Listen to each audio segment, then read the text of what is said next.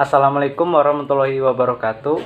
Bertemu dengan saya Fitrian Hidayat. Kali ini saya akan mereview sebuah artikel dari Kompasiana blog Beyond Blogging dengan judul Pengeksploitasian tanaman secara ilegal oleh pihak asing menggunakan kultur jaringan. Bisa dilihat. Sebelum kita bahas lebih jauh lagi tentang kultur jaringan, mari kita cari tahu dulu apa sih kultur jaringan. Kultur jaringan merupakan metode biologi untuk mengembangkan tumbuhan menjadi banyak secara vegetatif dengan gen dan sifat yang sama atau identik dengan induknya. Kultur jaringan berasal dari bahasa Inggris yaitu tissue culture. Teknik kultur atau kultur jaringan ini pertama kali ditemukan oleh ahli patologi dari Amerika yang bernama Montrose Thomas Burrows, yaitu dengan mengambil bagian tubuh dari tanaman yang akan dikembangkan seperti akar, batang, daun, atau tunas pada media yang bersih. Pemanfaatan teknik kultur jaringan menggunakan sifat totipotensi biasanya dilakukan pada tanaman yang sulit untuk berkembang biak dengan cara generatif. Tahap-tahap pada kultur jaringan biasanya melewati 5 tahap, yaitu yang pertama pembuatan media.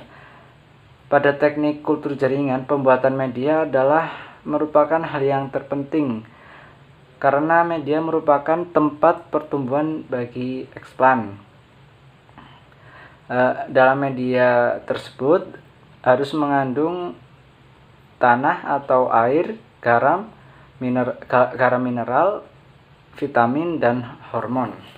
Yang kedua, inisiasi atau pengambilan eksplan dari bagian tanaman yang akan dikembangkan. Biasanya pada tahap inisiasi yang digunakan adalah tunas karena tunas lebih mudah untuk tumbuh.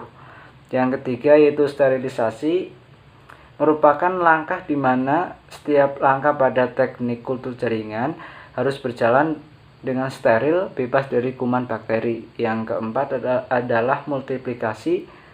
Multiplikasi adalah kegiatan mengambil dan memperbanyak calon tanaman dengan menanam eksplan pada media yang biasanya dilakukan di laminar flow yang bertujuan untuk menghindari kontaminasi dari kuman atau bakteri. Yang kelima adalah pengakaran. Pengakaran merupakan proses di mana eksplan mulai mengeluarkan akar. Apabila proses ini telah berjalan dengan baik, berarti kultur jaringan bisa dikatakan berhasil.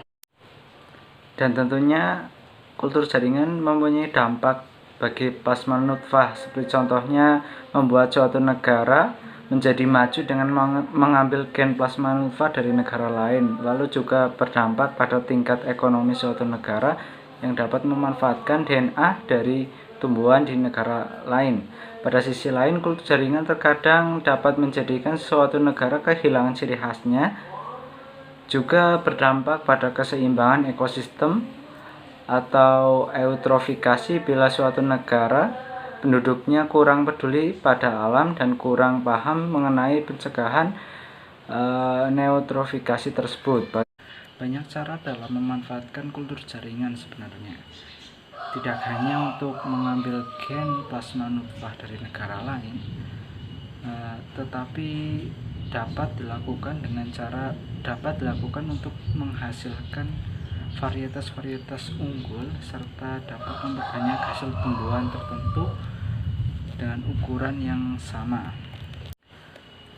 Kultur jaringan bermanfaat pula bagi beberapa jenis varietas tanaman atau tumbuhan karena tidak perlu bergantung pada musim yang datang secara tidak menentu seperti yang terjadi sekarang ini. Selain itu, dampak kultur jaringan bagi devisa suatu negara dapat meningkat karena kultur jaringan pun tidak membutuhkan dana yang begitu banyak. Sekian informasi yang dapat saya sampaikan, kurang lebihnya saya mohon maaf. Wassalamualaikum warahmatullahi wabarakatuh.